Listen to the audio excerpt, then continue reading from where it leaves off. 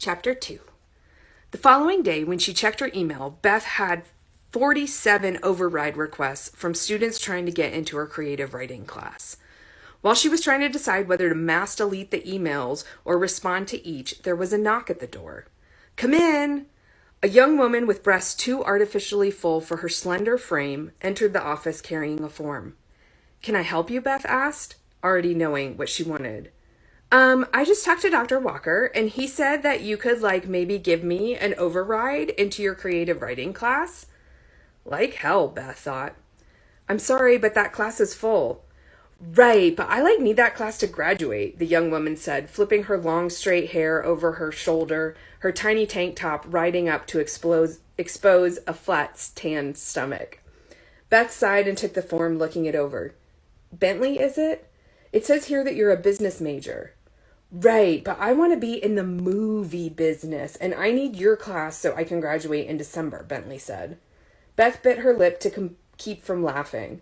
If this young lady weren't so ridiculous, such a complete cliche, she might actually admire her moxie. "You can take any elective in any department to satisfy your requirements for graduation," Beth said as patiently as she could. "And as a business major, you haven't taken the prerequisites for this course." "You don't understand. I've always wanted to be like a writer. It's my dream, and I'm graduating in December. This is my last chance to take your class." "If you're really interested in writing, I can see if I have an opening in my intro class," Beth said, turning her computer to pull up the course information. Bentley stopped, visibly changing gears. "Listen, Professor, She looked down at the nameplate on Beth's desk. "Grant. I know Todd Allman is in your class. I need to be in class with him so he can help me, get discovered. I'm totally serious about getting into the business, and this could be my big break. You have to let me into your class." Beth shook her head. I'm sorry, that class is full. I'm not giving any overrides this semester. Honestly, I do not have time for this shit." "But you don't understand. This might be my only chance." She sounded close to tears. "Maybe she'll make it as an actress after all." "Listen, I'm sure it will all work out, but I can't give you an override into this class. I've had 47 requests already today, and no one else is getting in, not even English majors." Bentley snatched the form out of Beth's hand and turned on her heel. As she left, Beth thought she heard the girl mutter "bitch" under her breath. Fucking Todd Allman, she thought as she closed her laptop and headed to class. A flock of people, mostly young women, stood chattering and primping outside of the classroom. "Good Lord, am I going to have to deal with this all semester?" "Excuse me, please," Beth said in her stern teacher voice as she tried to squeeze by them. One of the women, a pretty brunette in very small, lacy shorts, glared at her. "We're all waiting for Todd. You don't need to just push your way through." "Push my way through? This is my classroom," Beth said, gritting her teeth, "and you are blocking the door." "Oh," the woman said without apology. "You're his teacher. Tell us what he's like." Beth ignored her and punched the code into the keypad on the classroom door. "Y'all need to move. My class starts in 10 minutes and you cannot stand here. It's disruptive and it's a fire hazard." Some of them shuffled away, but most didn't move. In the classroom, she set up her presentation while her students whispered to one another and glanced at the door. Todd Allman was noticeably absent. She tried to start class, but the noise in the hallway had only gotten worse. "Time to pull up my bitch pants and lay the smack down." "Just a minute," she said to the class and strode purposefully down the aisle.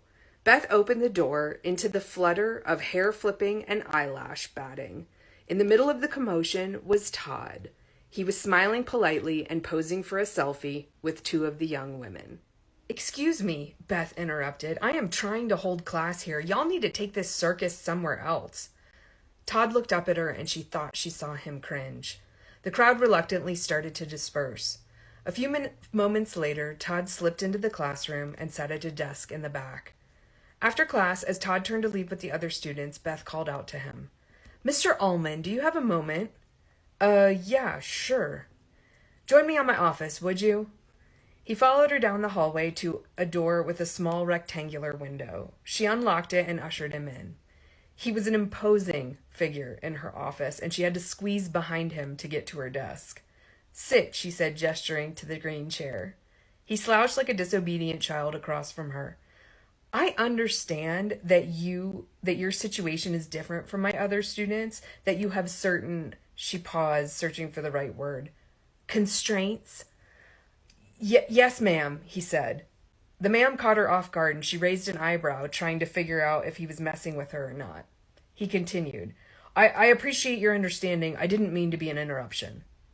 Well, yes, but you were an interruption, she said brusquely. I know it must be tricky for you, but I have a class full of students that I have to think about, many of whom are getting through school by working multiple jobs so they can pay for tuition. I can't let you interfere with their learning.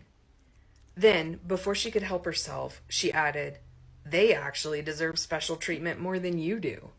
Special treatment? Todd raised his head and met her eyes defiantly. I didn't ask for special treatment. Beth crossed her arms over her chest. Didn't you? As I understand it, you haven't even taken the prerequisites for this class, have you? Well, no, but I don't want any other special treatment, he stammered.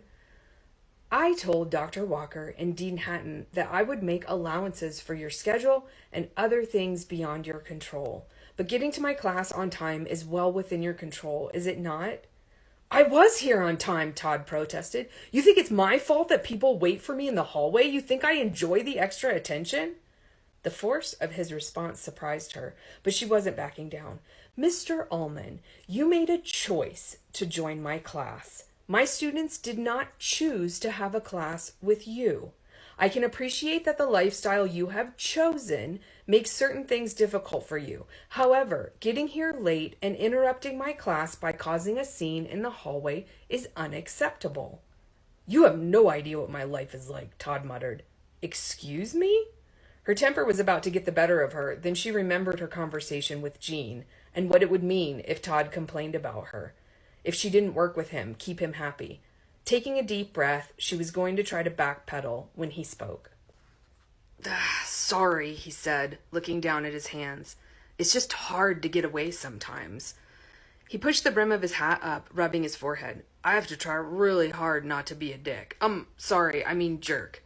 Is he blushing? Beth sighed, the exasperation draining from her, replaced with something softer.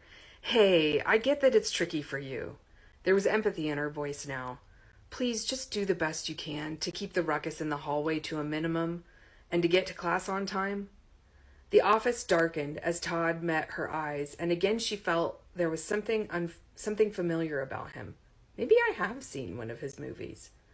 Unsettled, she looked away from him, over her shoulder, out the window. Thick gray clouds were rolling in. What the heck? When she turned back, he was nodding. Okay. Though I'm not sure how you'll do that. Those ladies seem very persistent. She smiled at him, and he hesitated before returning his own $1,000,000 grin.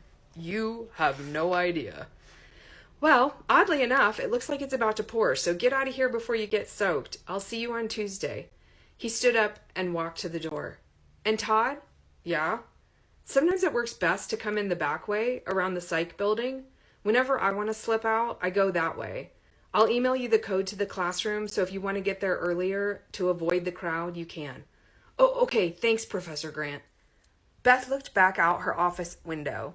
If I hurry, maybe I can make it home before Homer freaks out. Homer was her 80-pound chicken dressed up like a dog who was afraid of thunderstorms. Whenever it rained, he would make a nest in the shower with anything he could find. She felt terrible coming home to him hunched in the bathroom, shaking in terror. It was something she almost never had to worry about since they moved to California. She grabbed her bag and headed out to the parking lot. It was deserted, all students in class or having taken shelter from the incoming storm. It was dark and windy, and the air seemed to crackle with energy. She had never seen the sky like that in Los Angeles. It looked like a summer afternoon in Florida. Beth dug through her bag for her keys as she stepped off the curb, but the storm was moving faster than she thought, and halfway through the parking lot, the sky opened up. Shit! She broke into a run. The rain was so heavy she felt like someone was dousing her with a hose. Streaks of water ran down her face, into her eyes, making it impossible to see the crack in the uneven pavement. Her heel caught and she tumbled to the ground, her bag flying out in front of her, her shoe flying off behind her. Ow! Shit! She shouted. Then she pounded the ground with her fist, laughing at her own ridiculousness. Stupid. She sat back on her butt, the water soaking through her jeans and underwear. There was no sense in hurrying now. She pulled off her other heel and got to her feet as the rain started to let up. If she had just waited 2 minutes, she wouldn't have been caught in the downpour, at least not the worst of it. Gathering her bag and shoes, she plodded towards her truck, the wet pants chafing her legs with every step. The parking lot had become a maze of puddles. At first, Beth tried to avoid them. Why am I bothering? She wondered. She couldn't be any wetter if she had jumped into a pool. So she slogged right through the next puddle, kicking up a spray, leaving a wake behind her. It was surprisingly satisfying. She glanced around to make sure she was alone. Then, just for a minute, Beth jumped in the puddle, laughing, splashing, and stomping, like when she was a little girl. When she got to her truck, she flung the door open and threw her stuff on the passenger seat. She stepped one bare foot onto the edge of the truck to hoist herself in and felt the water oozing out of her pants. The idea of making her commute in wet jeans stopped her. She looked around. The parking lot was still empty, a good half hour before the next wave of classes ended. There was an empty van parked next to her, and her open truck door would block the view of anyone in the building. She turned around and squinted at the row of cars behind her. Seeing no one, she hastily unbuttoned her pants and shimmied out of them, flinging them into the truck and hopping in after them.